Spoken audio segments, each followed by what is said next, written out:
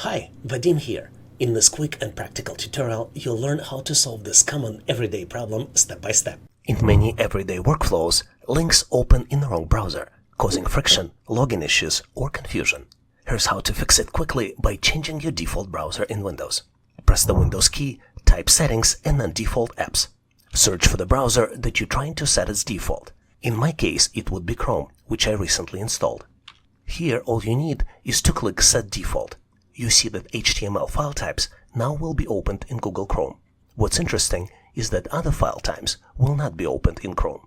For example, very important one is PDF. It will continue to be opened in Edge. So, which browser should you choose as your default browser on Windows? Here are some key considerations to help you make a decision.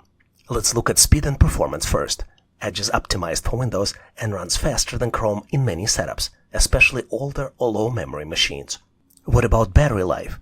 Laptops running Edge often last longer, up to 30-40 more minutes per charge. In security area, Edge offers built-in anti-tracking, smart screen protection, and phishing defense. What's interesting is Edge works better with Outlook, OneDrive, Teams, SharePoint, and other Microsoft apps. And in terms of resource efficiency, Edge uses less RAM when running multiple Office apps side by side. So which one should you choose?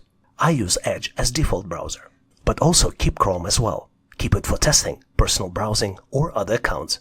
Here's the pro tip for you. Use separate browsers for separate accounts. For example, sign in into your personal Gmail in Chrome and your work Gmail or Outlook in Edge. This keeps logins and sessions clean without needing private windows or logouts. If you found this content helpful, don't forget to like, share, and subscribe to Online Training for Everyone. Have a great day.